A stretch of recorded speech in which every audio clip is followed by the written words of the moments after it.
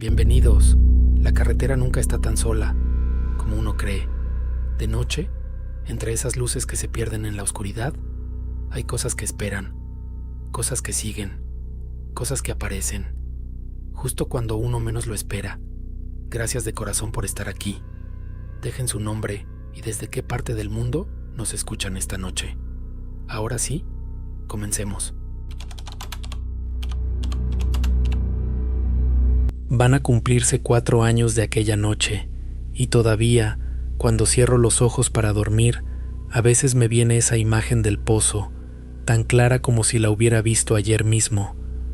Me llamo Efraín, tengo 31 años, soy originario de un pueblo pequeño del estado de Durango, y esto que voy a contar es algo que he cargado en silencio durante todo este tiempo, contándoselo completo solo a mi esposa, hasta ahora que finalmente encuentro las palabras para ponerlo por escrito de una vez.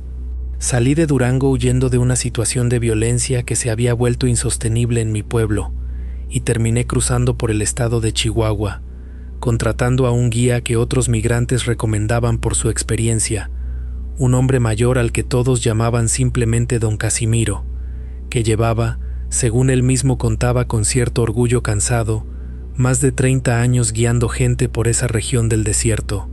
Éramos un grupo de 10 personas, entre ellos una familia completa con 2 hijos adolescentes. El más joven de ellos un muchacho llamado Beto, de apenas 15 años, callado pero observador, siempre pegado a su hermana mayor durante toda la travesía. También iba un hombre de mediana edad, Fortino, que había cruzado antes en otra ocasión y que se había vuelto, casi sin proponérselo, una especie de segunda voz de autoridad dentro del grupo, siempre atento, siempre dispuesto a ayudar con lo que hiciera falta.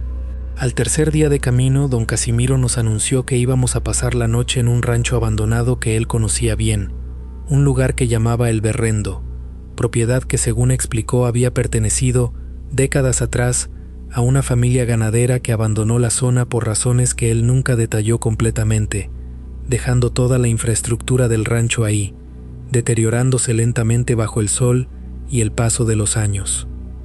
Llegamos ya entrada la tarde, encontrando lo que quedaba de una casa principal derruida, un par de corrales todavía reconocibles a pesar del óxido y la madera podrida, y, en el centro de lo que parecía haber sido el patio principal del rancho, un pozo de piedra, seco, con la boca cubierta apenas por unas tablas viejas que alguien, en algún momento del pasado, había colocado de manera improvisada, tal vez para evitar que algún animal cayera adentro por accidente.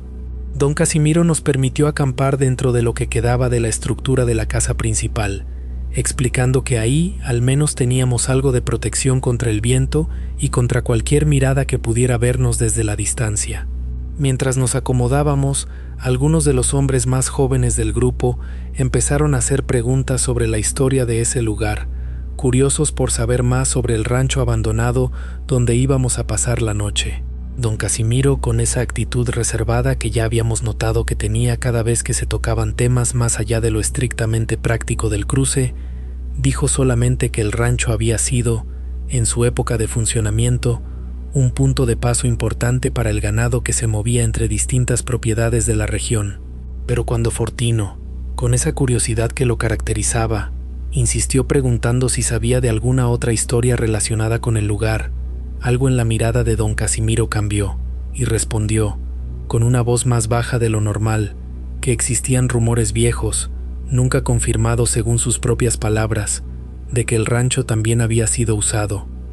En alguna época bastante anterior a que él mismo empezara a trabajar como guía para otro tipo de tránsito, sin querer especificar más allá de esa frase tan cargada de implicación como de vaguedad deliberada.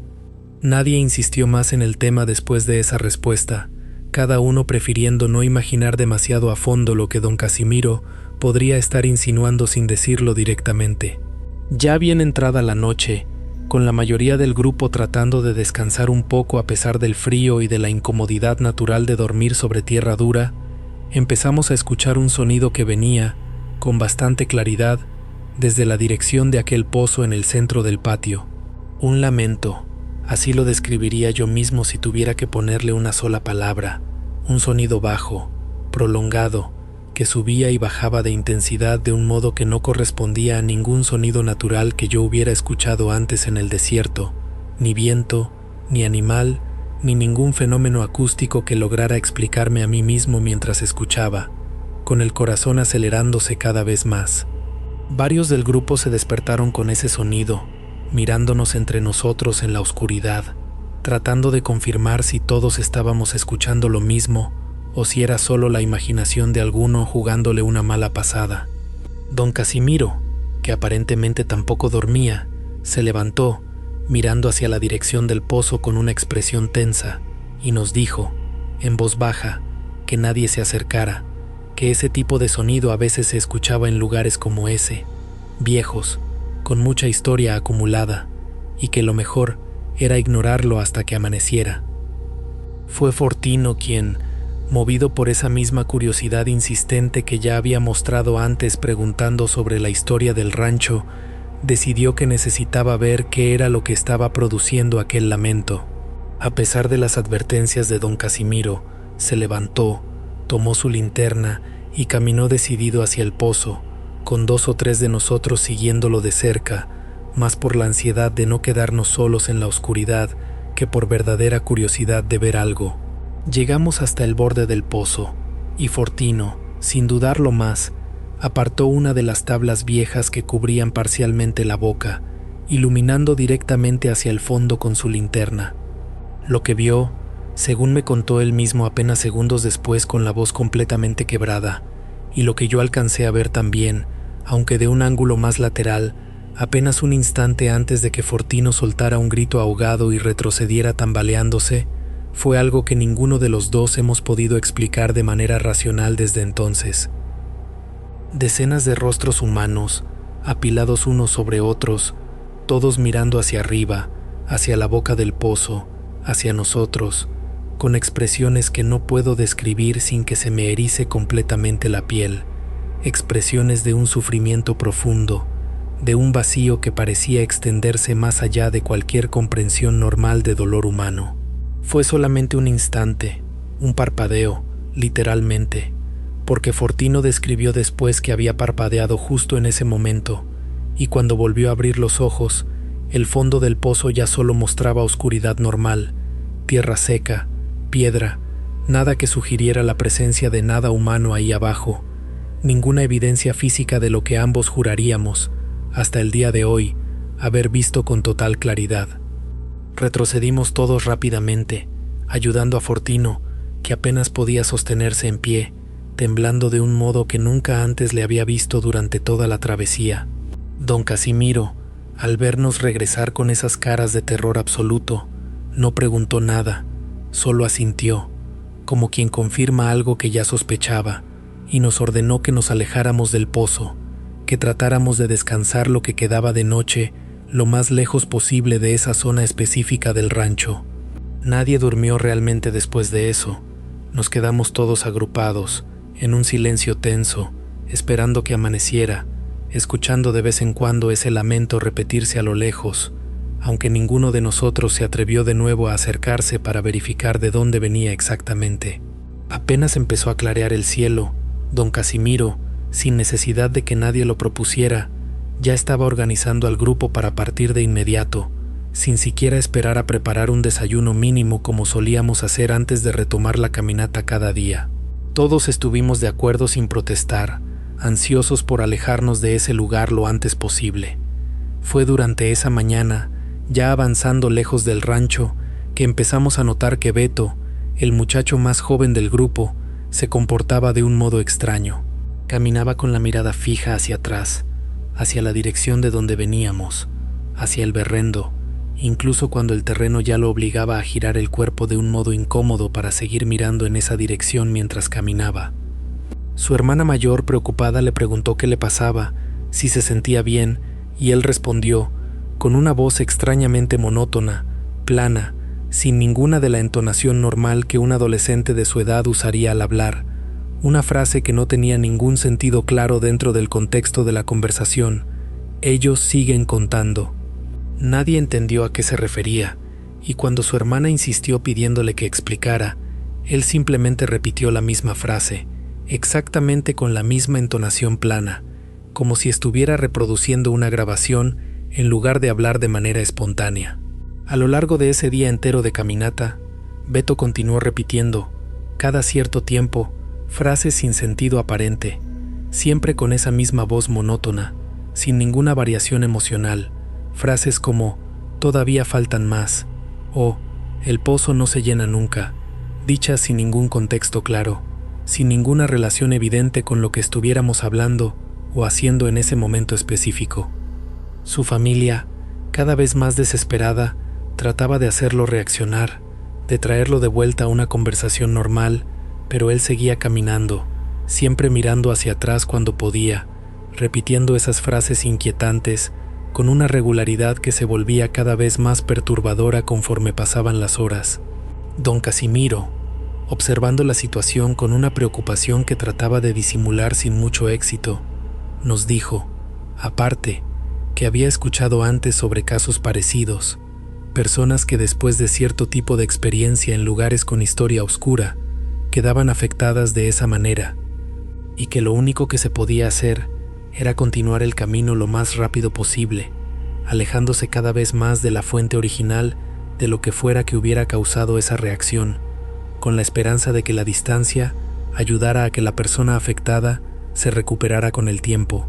Esa noche, ya acampando lejos del berrendo, Beto seguía repitiendo sus frases sin sentido cada cierto rato, aunque cada vez con intervalos más largos entre una y otra, hasta que, ya bien entrada la noche, simplemente dejó de hablar por completo.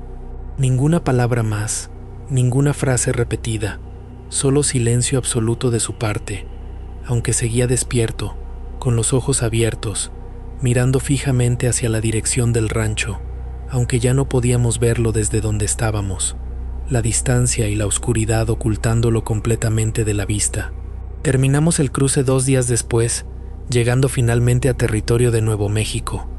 Beto nunca volvió a hablar, ni una sola palabra durante el resto del trayecto, ni tampoco, según supe después a través de su hermana, con quien mantuve algo de contacto los primeros meses tras cruzar, en las semanas y meses siguientes ya establecidos del otro lado. Lo llevaron con varios médicos, incluyendo especialistas en salud mental, sin que ninguno lograra encontrar una causa médica clara para su mutismo repentino, descartando cualquier daño físico o neurológico evidente que explicara por qué un muchacho de 15 años, sano hasta ese momento, simplemente dejó de emitir palabra alguna de un día para otro.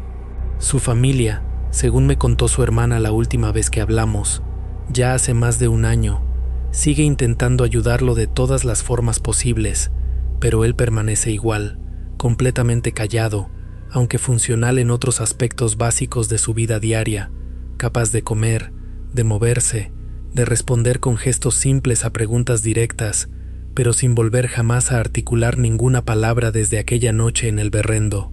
Fortino y yo nunca hemos hablado en detalle sobre lo que vimos en el fondo de ese pozo con ningún otro miembro del grupo.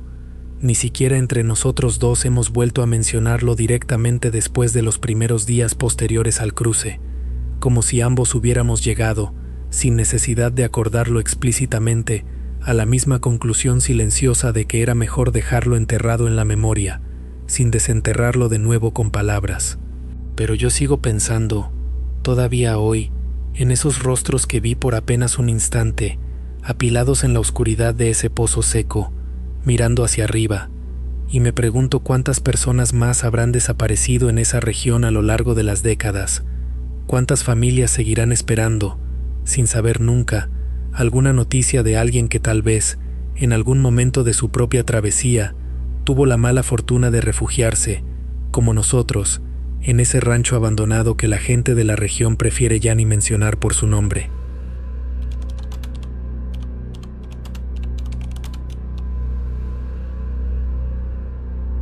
Buenas noches, mi nombre es Reginaldo, tengo 44 años y soy de Guanajuato. Lo que voy a contar me pasó en el año 2007, cruzando por Sonora, cerca de un pueblo que se llama Sázabe, en la frontera. Y aunque han pasado muchos años, todavía hay noches en que no puedo dormir, porque todavía la sueño, y no soy el único.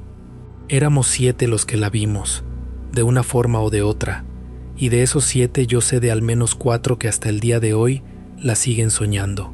Voy a empezar por el principio, por cómo llegamos ahí, porque el lugar importa mucho. Cruzábamos un grupo chico, 7 personas y un guía. El guía era un hombre ya mayor, de unos 60 años, al que le decíamos Don Cleto. Y esto es raro, porque casi todos los guías son jóvenes. Don Cleto era de esos viejos que llevan toda la vida en el desierto, que conocen cada piedra, cada vereda, cada pozo. La gente confiaba en él precisamente por eso, porque decían que con Don Cleto nadie se perdía y nadie se quedaba. Era caro, pero valía la pena. Íbamos yo, 2 hermanos de Oaxaca que se llamaban Fausto y Bertín, una señora de Chiapas que se llamaba Odilia que iba a alcanzar a su esposo, un muchacho de Honduras al que le decíamos el Catracho, y una pareja joven de Veracruz, Saúl y Maribel, que iban recién casados, 7. Los 7 nos hicimos como familia en esos días, así pasa, el miedo une a la gente muy rápido. La primera noche caminamos duro. Don Cleto nos había dicho que la parte más pesada era el principio, que teníamos que alejarnos rápido de la línea. Y para la madrugada ya andábamos todos molidos, con los pies deshechos, la señora Odilia cojeando. Y Don Cleto nos dijo que íbamos a descansar en un lugar que él conocía. Nos llevó a un paradero, una área de descanso vieja, de esas que hacía el gobierno junto a las carreteras hace muchos años, cuando pensaban que por ahí iba a pasar mucho tráfico. Pero la carretera esa nunca agarró vuelo, quedó como olvidada, y el paradero se abandonó. Cuando llegamos ya estaba amaneciendo, y les voy a describir el lugar porque lo tengo grabado. Había unas mesas de esas de concreto, con sus bancas pegadas, todas rajadas, con el fierro de adentro saliéndose, oxidado. Había botes de basura tirados, aplastados. Había un techito de esos para dar sombra, con las láminas medio caídas. Y hasta el fondo, separado de todo, había un baño público, de bloc, cuadrado, con 2 puertas, una de hombres y una de mujeres, aunque ya no se leían los letreros. No tenía luz, claro, no tenía electricidad hacía años. Las ventanitas de arriba estaban tapadas con tela de gallinero y polvo, y las 2 puertas eran de metal, de esas pesadas, y estaban cerradas. Don Cleto, apenas llegamos, nos dijo una cosa. Nos dijo: descansen donde quieran, coman algo, pero del baño se me alejan, no se metan ahí ni por necesidad. Si tienen que hacer sus cosas, se van para el monte. Y ya, no explicó. Y nosotros, la verdad, con el cansancio que traíamos, ni preguntamos. Un baño abandonado apestoso, ¿quién quiere meterse ahí? Nadie. Nos acomodamos del otro lado, junto a las mesas, y caímos dormidos casi todos, porque íbamos a pasar el día ahí y a seguir cuando cayera la noche. Yo dormí como 4 o 5 horas, y desperté como a mediodía, con el calor, con la boca seca. Los demás dormían. Don Cleto estaba sentado en una banca, despierto, vigilando, como buen guía, y yo me le acerqué a platicar tantito, por matar el tiempo, y en algún momento, no sé cómo, le pregunté por el baño. Le dije: oiga, Don Cleto, ¿por qué no nos deja acercarnos al baño? Y el viejo se quedó callado un rato, y luego me dijo: porque llevo 40 años cruzando gente por aquí, muchacho, y ese baño no me gusta desde hace 30. Le pregunté qué tenía, y me dijo: nada, y eso es lo malo, que no tiene nada y aún así no me gusta, y no me quiso decir más. Cambió el tema, pero yo me quedé viendo ese baño toda la tarde, con una curiosidad que ahora maldigo. La tarde pasó, comimos lo que traíamos, latas, galletas, agua racionada, y cuando cayó el sol, Don Cleto dijo que descansáramos otra vez unas horas, que íbamos a salir a la medianoche para caminar de madrugada. Así que otra vez a dormir, y ahí empezó todo. Yo me desperté porque escuché un ruido, y voy a tratar de describirlo bien porque es la parte importante. Eran unos golpes, venían del baño, pero no eran golpes cualquiera, eran rítmicos. Toc, toc, toc, toc, una pausa y otra vez. Toc, toc, toc, toc, toc, toc, toc. Siempre igual, siempre el mismo ritmo, como cuando alguien está encerrado y golpea la puerta para que lo saquen, pero con calma, con paciencia, sin desesperarse. Toc, toc, toc. Yo me senté y vi que no era el único despierto. Casi todos estaban despiertos, sentados, viendo hacia el baño. Y don Cleto estaba parado, tenso, viendo también. Y la señora Odilia, en voz bajita, preguntó: ¿hay alguien ahí adentro? Y don Cleto, sin voltear, dijo: no, nada más eso, no. Con una seguridad que a mí me dio más miedo que los golpes. Porque piénsenlo, ¿cómo sabía que no había nadie? Estaba tan seguro, y los golpes seguían. Toc, toc, toc. El catracho, el muchacho de Honduras, dijo lo que todos estábamos pensando. Pero suena a que alguien está encerrado, y si es alguien que se quedó atrás, otro migrante, y si se metió a dormir y se atrancó la puerta, porque eso pasa a la audiencia. La gente que cruza a veces se mete a esos lugares, y las puertas de metal, oxidadas, se traban. Alguien se pudo haber quedado encerrado ahí, sin agua, sin comida, gritando, golpeando, días. Don Cleto dijo: nadie se metió ahí, yo tengo horas vigilando, esas puertas no se han abierto. Y llevan cerradas más tiempo del que ustedes tienen de vida. Duérmanse. Pero, ¿cómo te vas a dormir con eso? Toc, toc, toc, no paraba, y entre más lo escuchábamos, más nos parecía que era un niño. Los golpes eran suaves, no eran golpes de hombre, eran golpes chiquitos, como de una mano chica. Y ahí fue donde Fausto, el mayor de los hermanos de Oaxaca, se paró. Fausto era un hombre bueno, de buen corazón, de esos que no pueden quedarse tranquilos si creen que alguien sufre, y dijo: yo no me voy a quedar aquí acostado si hay un chamaco encerrado muriéndose, no puedo. Y agarró una lámpara y se paró. Don Cleto se le puso enfrente y le dijo, muy serio: no abras esa puerta. Y Fausto le dijo: don Cleto, con todo respeto, si es un niño, yo no me lo voy a perdonar. Y el viejo lo agarró del brazo y le dijo una cosa que se me quedó grabada. Le dijo: muchacho, hay cosas que tocan la puerta para que tú la abras, no porque estén encerradas, sino porque no pueden salir si tú no las dejas. Y Fausto, la audiencia, no le hizo caso, se zafó del viejo y caminó al baño, y varios lo seguimos, yo entre ellos, porque la curiosidad pudo más, y porque en el fondo todos queríamos saber. Don Cleto se quedó atrás, negando con la cabeza, y nada más dijo: que Dios nos agarre confesados. Llegamos a la puerta, la de mujeres, de donde venían los golpes, y en el momento en que Fausto puso la mano en la puerta, los golpes pararon, de golpe, silencio total, y eso, la audiencia, eso fue peor que los golpes, porque un niño encerrado que escucha que alguien viene, grita más, golpea más fuerte, se desespera, no se calla. Este se calló, como si estuviera esperando. Fausto empujó la puerta, estaba trabada, oxidada, y tuvo que empujar con el hombro varias veces.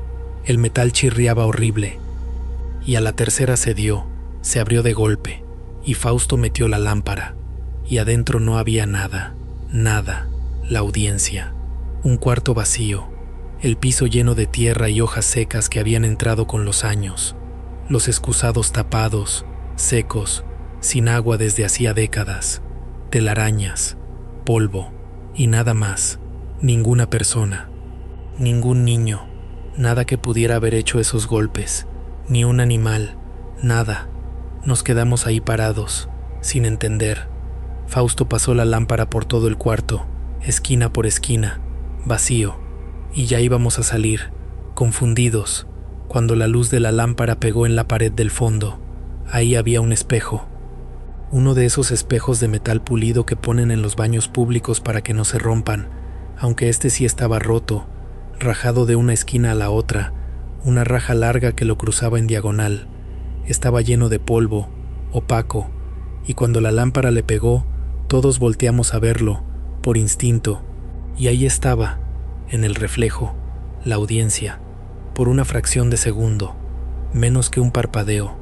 En el espejo, atrás de nosotros, donde no había nadie, se vio un niño chiquito, de unos 5 o 6 años, parado, con la carita mojada, llorando sin hacer ruido, con los brazos caídos, viéndonos a través del espejo con una tristeza que yo no había visto nunca en mi vida, y desapareció, así de rápido como apareció. Fausto soltó la lámpara del susto. Yo grité, no lo voy a negar, grité como niño. Todos salimos corriendo de ese baño, empujándonos, cayéndonos. La señora Odilia se persignaba y rezaba a gritos, y don Cleto, que se había quedado afuera, nos vio salir y nada más cerró los ojos, como quien sabía exactamente lo que había pasado. Corrimos hasta las mesas. Estábamos temblando todos, y don Cleto nos juntó y nos dijo, ¿lo vieron? Y nadie contestó, pero él lo supo por nuestras caras, y dijo, ya está hecho, ahora nada más nos queda irnos rápido y rezar. Le exigimos que nos explicara, y el viejo, esa noche, sí habló. Nos contó que hacía muchos años, no sabía cuántos, en ese baño, en ese paradero, había pasado algo con un niño. No sabía los detalles, nadie lo sabía bien, era cosa de muchos años atrás, pero se decía que una familia que cruzaba se había parado ahí a descansar, como nosotros, y que en el desorden, en la prisa por seguir cuando el guía dijo que había que moverse, se les quedó el niño, dormido en el baño, y se fueron sin él, y cuando se dieron cuenta, horas después, y quisieron regresar, ya no lo encontraron, nunca lo encontraron. El niño desapareció. Unos dicen que se lo llevó alguien, otros que se perdió en el monte buscando a sus papás, otros que se murió ahí encerrado, de sed, de miedo. Nadie sabe. Lo único que se sabe es que desde entonces en ese baño, en las noches, se escuchan golpes. Toc, toc, toc. Un niño tocando la puerta, esperando a que sus papás regresen por él. Y don Cleto nos dijo la parte que a mí me heló la sangre. Nos dijo, por eso yo no dejo que nadie abra esa puerta, porque el niño está esperando que alguien lo saque, y cuando alguien abre esa puerta, el niño cree que por fin vinieron por él, y se aferra al que abrió, y se va con él. Nos fuimos de ese lugar a la medianoche, como estaba planeado, pero más rápido, casi corriendo. Y yo pensé, en mi ignorancia, que al alejarnos del paradero nos alejábamos del problema. Qué equivocado estaba. Esa madrugada, mientras caminábamos, ya no pasó nada, pero al día siguiente, cuando paramos a descansar y nos dormimos, empezó lo de los sueños. Yo fui el primero en contarlo, porque yo lo soñé esa misma mañana. Soñé que el niño estaba parado a los pies de donde yo dormía, nada más parado, viéndome, llorando en silencio, igual que en el espejo, y en el sueño, el niño estiraba la mano hacia mí y movía la boca, como diciendo algo, pero no salía sonido. Yo desperté sudando, con el corazón a mil, y cuando lo conté, Maribel, la muchacha de Veracruz, se puso a llorar, porque ella lo había soñado igual, exactamente igual, el niño a los pies, la mano estirada, la boca moviéndose sin sonido, y luego el catracho dijo que él también, y Bertín, 4 de los 7, esa primera mañana, habíamos soñado lo mismo. Don Cleto escuchó todo y nada más dijo, está buscando quien lo lleve, está probando con todos, a ver quién lo deja. Las noches siguientes fueron peor.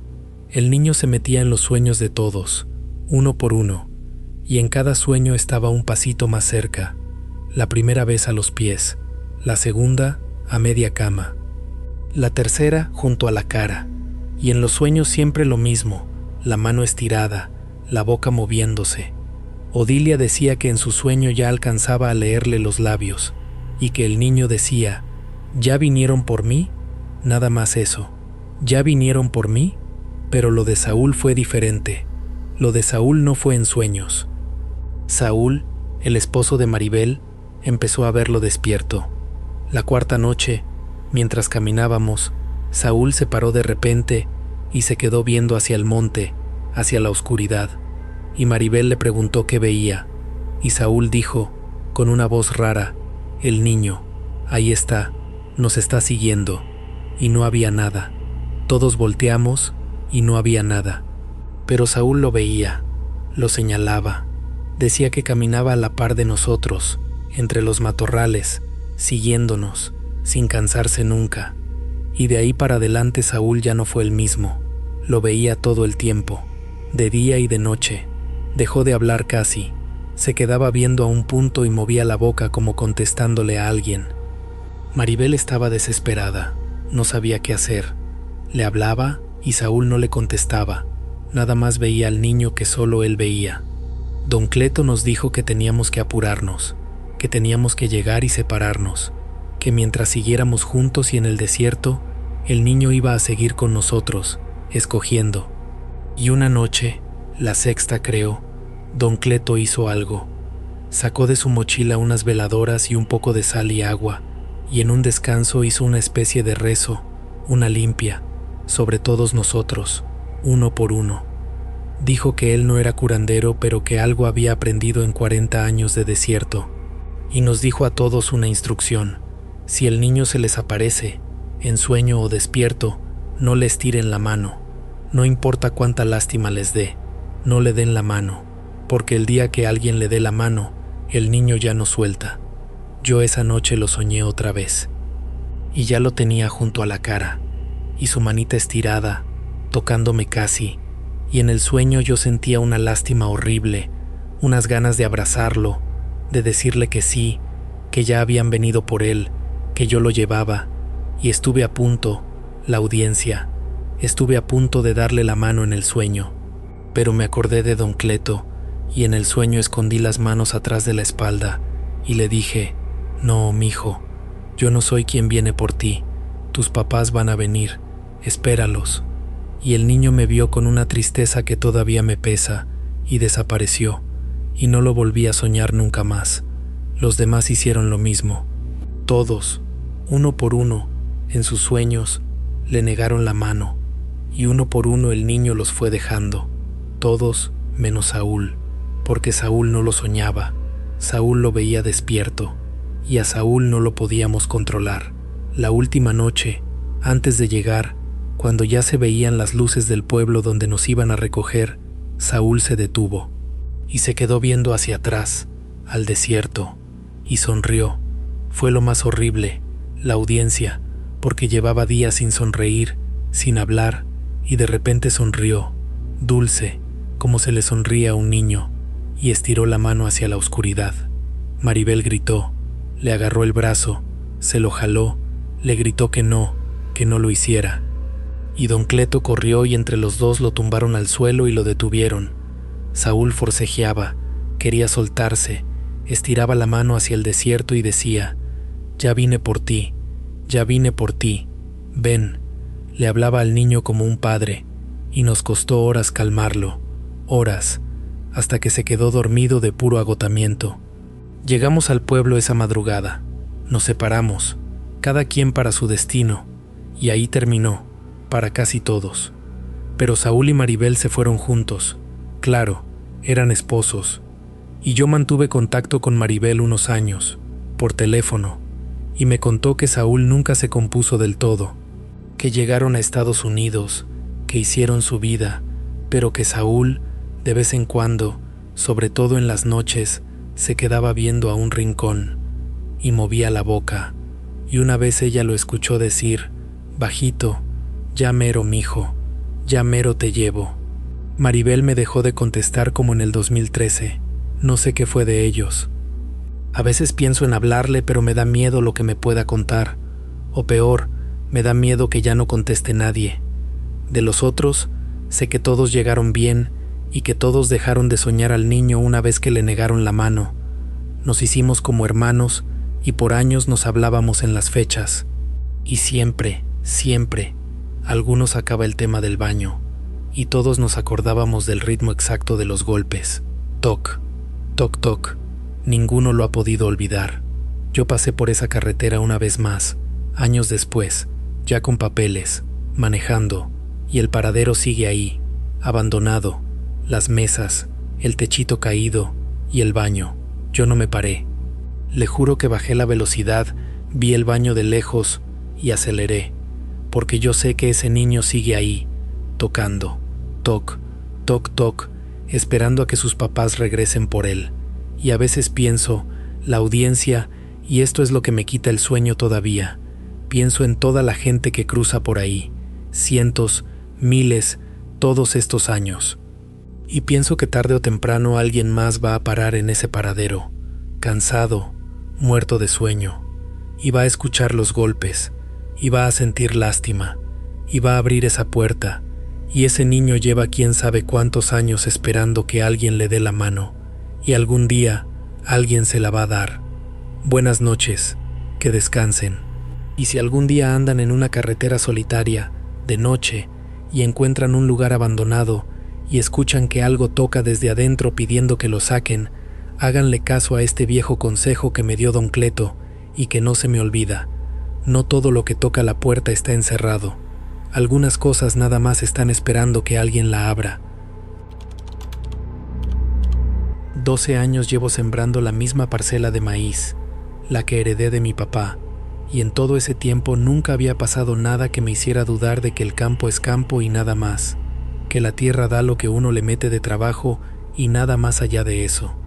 Eso cambió hace 2 temporadas, y todavía, cuando lo cuento, siento que las palabras se me quedan cortas para explicar bien el miedo que uno siente viendo algo así con sus propios ojos.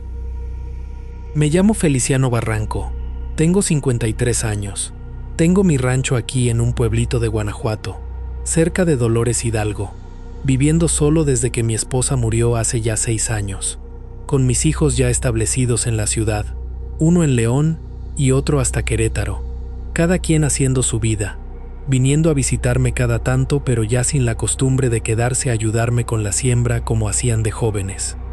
Trabajo la tierra igual que trabajó mi padre, con las mismas herramientas casi, con esa terquedad de rancho que no cambia de métodos aunque el mundo se lo pida.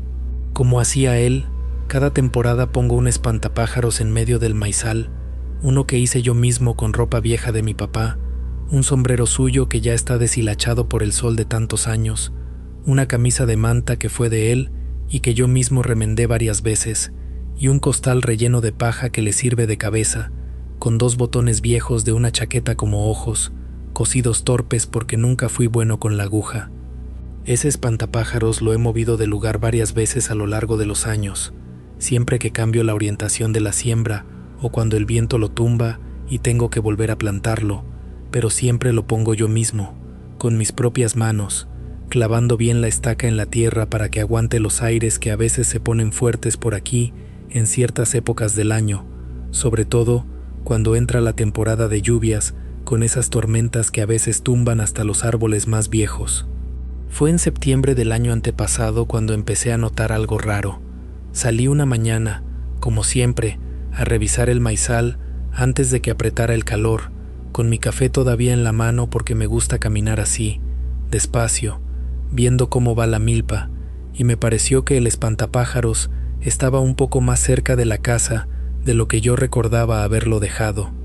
No mucho, quizás un par de metros, lo suficiente como para que a uno le pareciera casi seguro que se estaba equivocando, que la memoria le fallaba, porque uno no anda todos los días midiendo exactamente dónde deja las cosas en su propio terreno, y a mi edad ya uno también empieza a desconfiar un poco de su propia cabeza.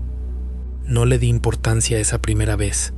Pensé que quizás yo mismo lo había movido en algún momento sin acordarme bien, quizás distraído por algún otro pendiente del rancho, o que algún animal grande, un venado quizás, de los que a veces bajan del cerro cercano buscando comida, lo había empujado al pasar rozándolo con el cuerpo. Pero al día siguiente, cuando salí de nuevo a revisar, con el mismo café en la mano, la misma rutina de siempre, volví a notar lo mismo.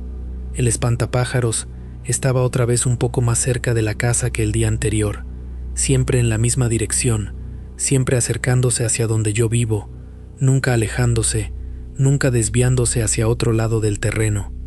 Empecé entonces a fijarme con más cuidado, casi con obsesión si soy honesto, marcando mentalmente puntos de referencia, la distancia exacta que había entre el espantapájaros y una piedra grande que tengo en el borde del maizal, una piedra que ha estado ahí desde que yo era niño y que sirve de límite natural entre mi terreno y el del vecino. Algo que pudiera confirmarme sin ninguna duda si de verdad se estaba moviendo o si era solo cosa de mi cabeza jugándome trucos por el cansancio de tanto trabajo, por la soledad quizás, que uno a veces también hace de las suyas cuando lleva tantos años viviendo sin compañía en un rancho tan apartado. Durante casi 2 semanas, cada mañana, sin falta, el espantapájaros amanecía un poco más cerca de la casa. No de golpe, no de manera dramática que uno pudiera notar a simple vista comparando un día con otro, sino con esa lentitud constante que hacía que uno pudiera casi convencerse de que era normal si no lo estuviera contando día tras día, comparando las distancias con total atención, anotándolas incluso en una libretita vieja que uso para llevar cuentas de la siembra, midiendo con pasos porque no tenía otra manera más precisa de hacerlo.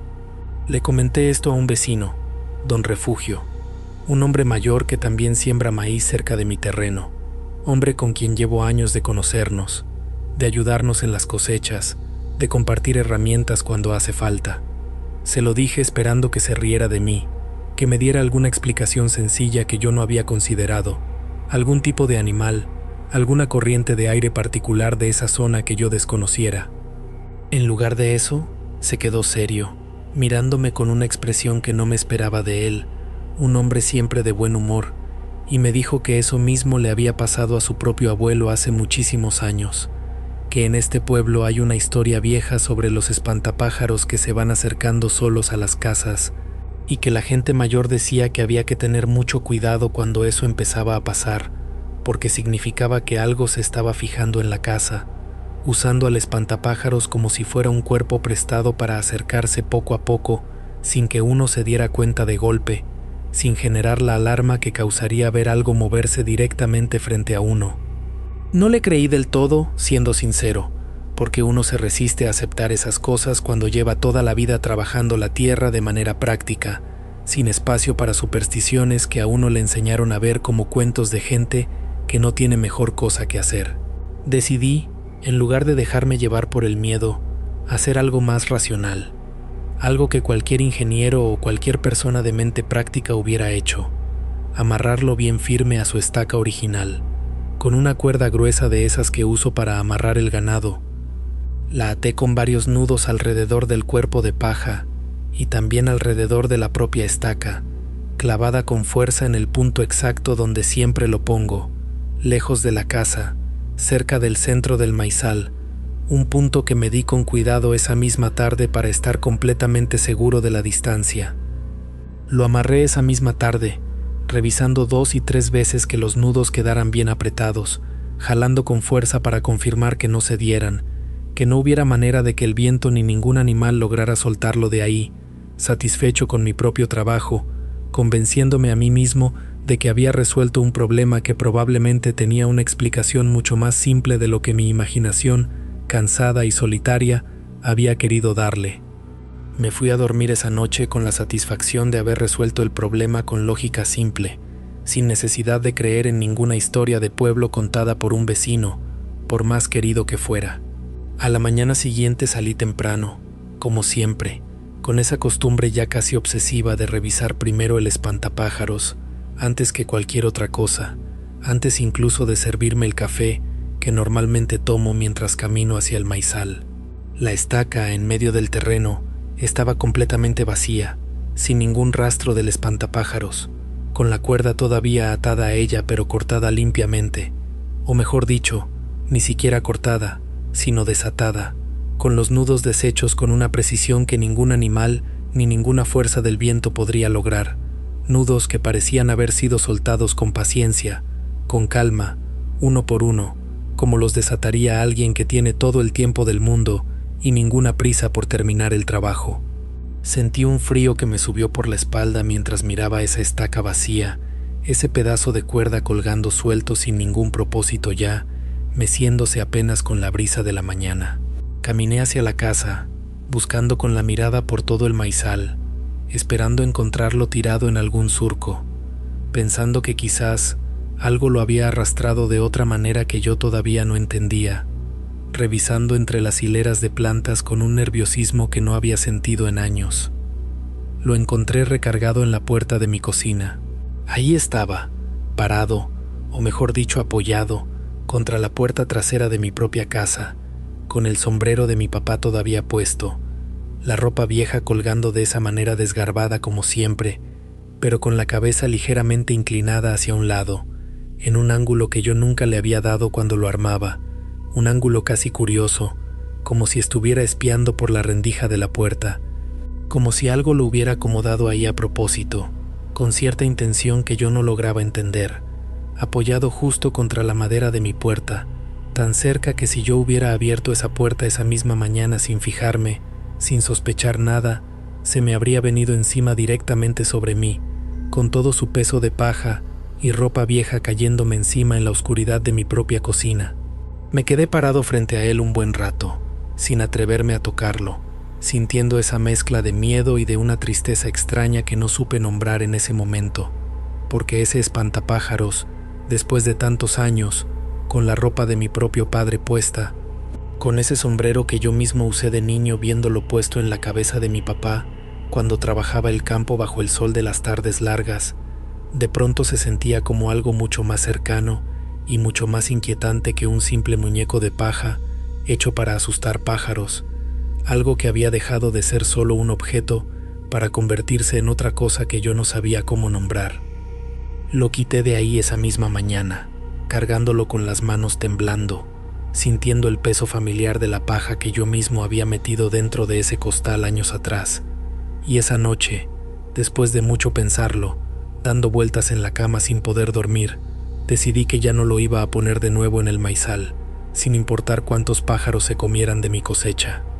Lo guardé en la bodega, envuelto en una lona vieja, atado también por si acaso, sin atreverme a quemarlo ni a deshacerme de él del todo, porque una parte de mí sentía que hacer eso podría ser peor, que quemar algo que llevaba puesta la ropa de mi propio padre sería casi como profanar su memoria, aunque no sabría explicarle bien por qué pensaba así, ni por qué esa idea me daba todavía más miedo que dejarlo guardado.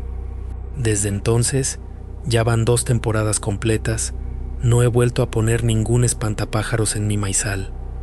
Los pájaros se comen algo más de la cosecha de lo que solían, un poco más cada año según he calculado, y he tenido que buscar otras maneras de espantarlos, con cintas brillantes que compré en la ferretería del pueblo, con ruido de vez en cuando usando un radio viejo que dejo prendido a bajo volumen, cosas menos efectivas todas ellas, pero que al menos no me hacen despertar cada mañana con el corazón latiéndome fuerte, preguntándome qué tan cerca de mi puerta va a estar esta vez, ni tener que caminar hacia la cocina con ese temor de encontrar algo apoyado contra la madera esperándome.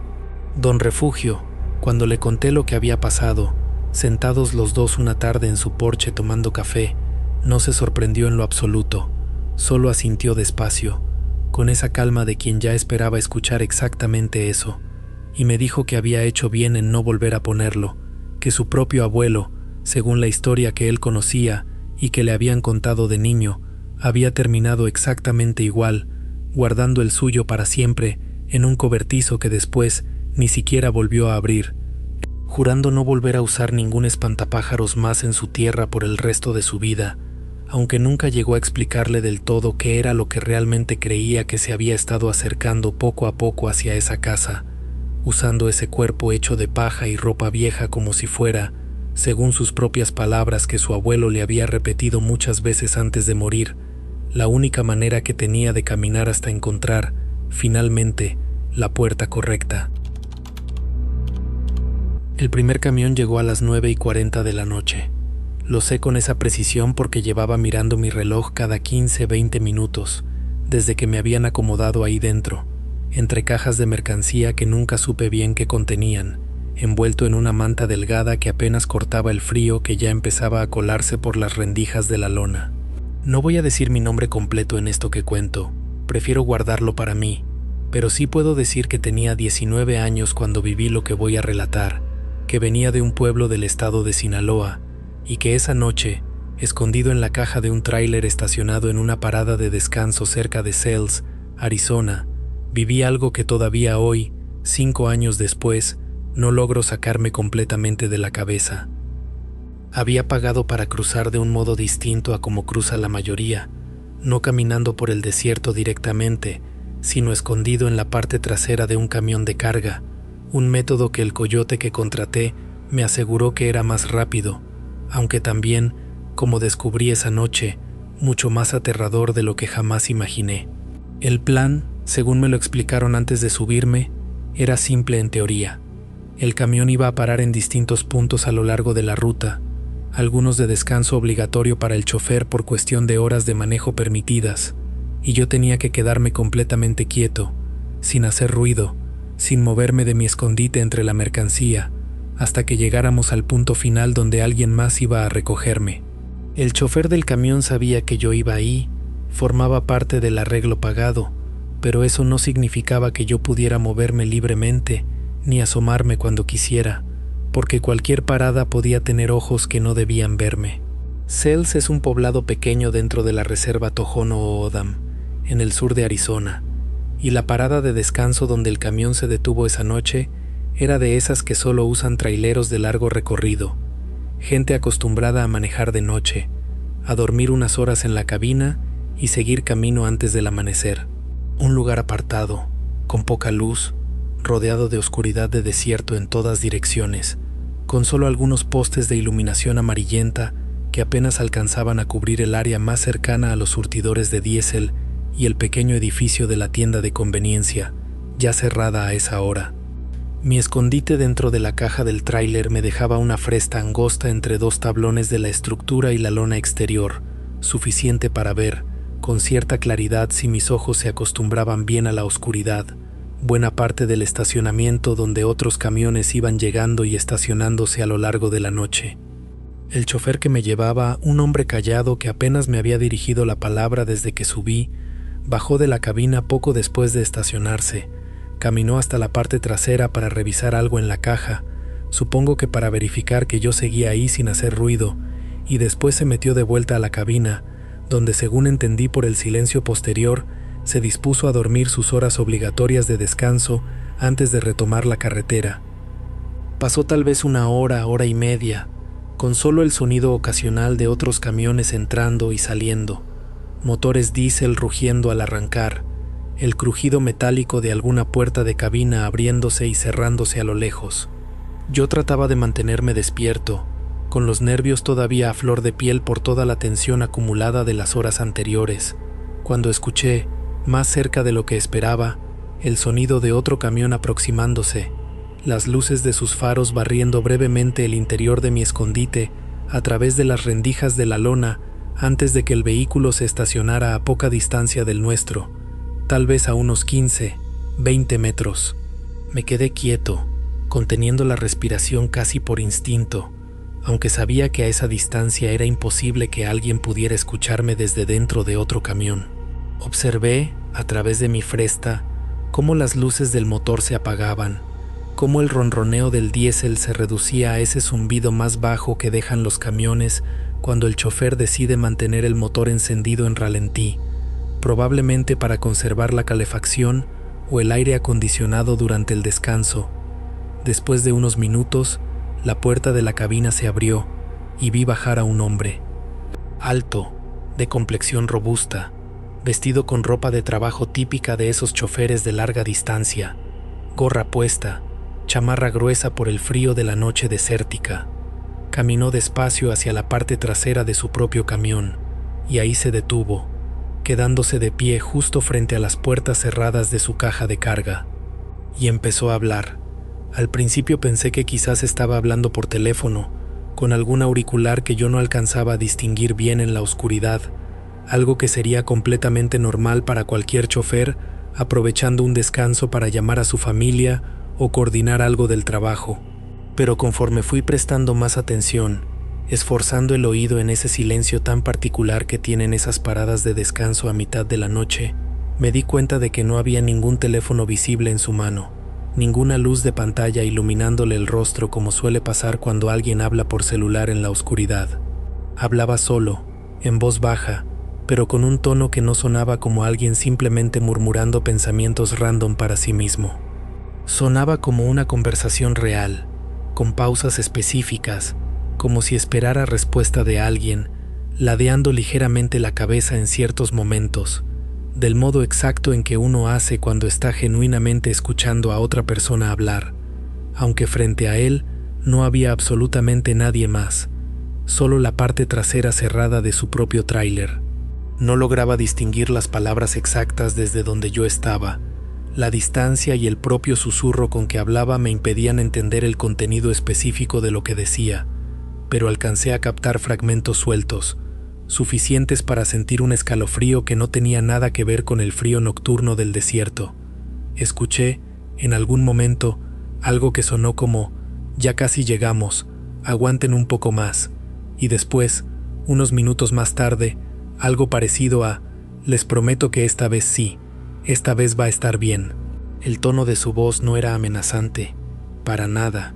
Sonaba más bien como alguien tranquilizando, consolando, del modo en que uno le habla a alguien que está sufriendo o con miedo, tratando de calmarlo con palabras suaves. Pero el hecho de que no hubiera absolutamente nadie visible frente a él, solo la carrocería cerrada y sellada de su propio camión, me generó una inquietud que fue creciendo minuto tras minuto mientras seguía observando aquella escena tan extraña a través de mi fresta en la lona.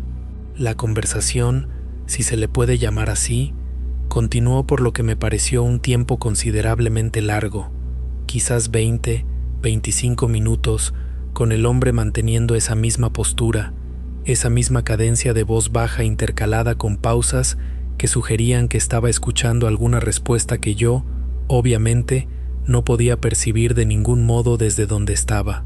En un momento dado, se acercó todavía más a la parte trasera de su camión, colocando una mano sobre la superficie metálica de las puertas cerradas, en un gesto que, incluso desde la distancia y con la poca luz disponible, me pareció extrañamente tierno, casi paternal, como quien acaricia suavemente algo o a alguien que aprecia profundamente.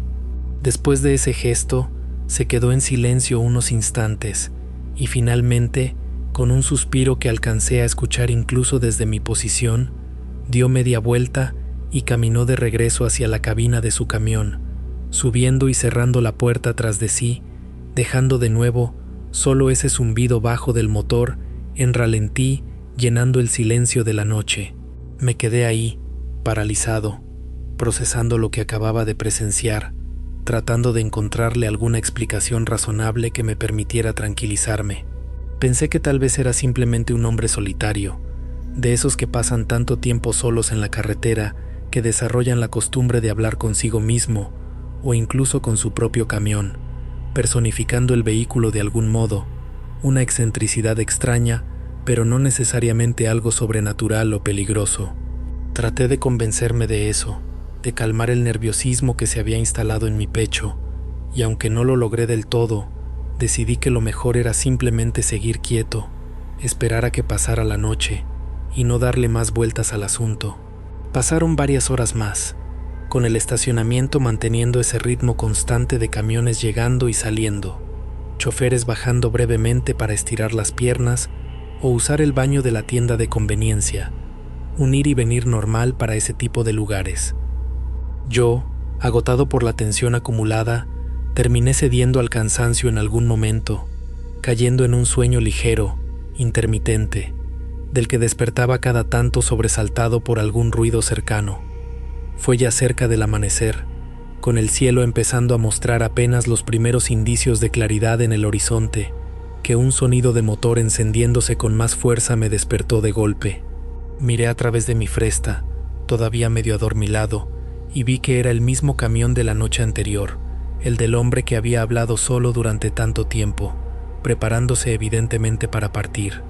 El chofer subió a su cabina y empezó a maniobrar el vehículo para salir del espacio donde había estado estacionado toda la noche, girando lentamente para alinearse con la salida del estacionamiento hacia la carretera. En ese proceso de maniobra, el camión quedó posicionado por unos segundos, de tal manera que uno de sus espejos laterales, el del lado del conductor, quedó directamente en mi línea de visión a través de la fresta de mi propia lona, con la luz ya un poco más presente del amanecer, permitiéndome ver con mayor claridad de lo que había podido ver durante toda la noche anterior. Y fue en ese espejo, en ese ángulo específico y breve que la maniobra del camión me ofreció, que vi algo que hasta el día de hoy se me queda grabado con una nitidez espantosa cada vez que cierro los ojos para dormir. A través del parabrisas de aquel camión, reflejado en ese espejo lateral, alcancé a ver, presionados contra el cristal desde dentro de la cabina, varios rostros.